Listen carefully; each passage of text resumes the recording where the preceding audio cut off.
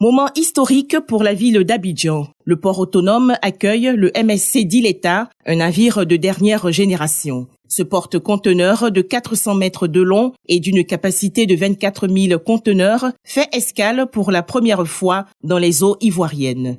Ce navire confirme et renforce notre engagement à investir dans l'avenir, tant pour notre compagnie que pour la communauté portuaire et notre clientèle. L'accostage du MSC Dileta confirme ainsi la capacité du port autonome d'Abidjan à accueillir les plus grands navires du monde. Ce jour est l'aboutissement des efforts innombrables entrepris depuis l'accession au pouvoir d'État de Son Excellence Alassane Ouattara, président de la République de Côte d'Ivoire, qui, dès l'entame, a décidé de moderniser nos infrastructures, de faire en sorte que le port ivoirien soit à la hauteur de ses ambitions en permettant à notre économie de s'alimenter et d'exporter ses extrants. Ces dernières années, le port autonome d'Abidjan a considérablement renforcé sa capacité d'accueil grâce à d'importants investissements, notamment la construction d'un second terminal à conteneurs et l'élargissement du canal de Vridi. Je continuerai à soutenir avec détermination tous les projets qui contribueront à renforcer le rayonnement maritime de notre pays. Ensemble, nous poursuivrons cette dynamique dans un esprit d'excellence. De nouvelles escales de navires de taille similaire sont prévues au cours de cette année 2025.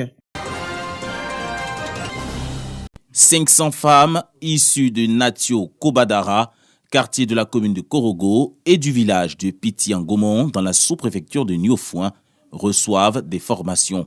Cette session en autonomisation vise à promouvoir l'égalité, le respect des droits de la femme d'une part et lutter efficacement contre la pauvreté. Ce projet en faveur des femmes bénéficie du soutien de l'UNESCO. C'est un projet que l'UNESCO a pris en charge à financer pour Natio Kobadara et Piti-Angomon. C'est un projet qu'on doit pouvoir suivre pour que ces femmes que nous avons formées aujourd'hui et à qui nous avons remis des outils de travail, qu'elles puissent se prendre en charge, qu'elles puissent être autonomes. Engagées dans la valorisation et le soutien communautaire pour l'autonomisation des femmes de la région, l'association villageoise pour l'épargne et le crédit AVEC salue l'initiative. L'AVEC qui fait l'autonomisation de la femme, l'union, la cohésion et la solidarité entre les femmes. Donc moi je souviens leur parler de l'AVEC pour qu'elles puissent faire les AGR pour s'en sortir. Comment travailler avec les AVEC pour pouvoir se prendre en charge. Nous leur avons donné les rudiments et elles ont promis en tout cas de faire mieux que ce qu'elles avaient déjà commencé à faire. Ce projet marque une avancée significative dans la lutte pour l'émancipation féminine et le développement communautaire en accord avec les objectifs de l'UNESCO. Cette rencontre est mise à profit par le directeur de communication du ministère des Affaires étrangères pour faire don de plusieurs tricycles aux associations féminines du village de Piti-Angomon.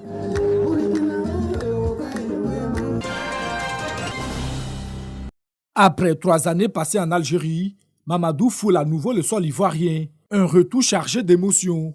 Son rêve d'un Eldorado s'est brisé. Il revient avec une jambe fracturée. Au travail là-bas, il y a les policiers qui venaient là-bas toujours. Un jour, ils sont venus chez nous là-bas au travail là-bas. Il n'aiment pas de papier. Quand les policiers sont venus, donc en fiant maintenant, je suis tombé dans un trou ici. Mon pied est cassé maintenant. Aujourd'hui, je suis content pour venir en Côte d'Ivoire. Karamoko, la vingtaine révolue, a lui aussi connu les désillusions du voyage. J'ai dû partir au Maroc. Frontière du Maroc, on m'a attrapé. Bon, on m'a mis en prison. J'ai fait quelques 15 jours, un mois là-bas avant qu'elle soit sortie.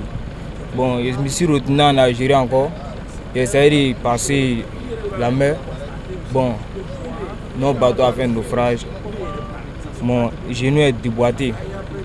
Voilà, donc quand ils ont fait le traitement, après ça, j'ai décidé de me retourner au pays. Donc moi-même, j'ai décidé de venir dans mon pays. Là où je suis né, je suis venu ici pour travailler parce que c'est un ferronnier. Comme eux, 76 autres Ivoiriens ont quitté l'Algérie pour retrouver la Côte d'Ivoire. Tous ont vécu un parcours périlleux entre incertitude, exploitation et solitude.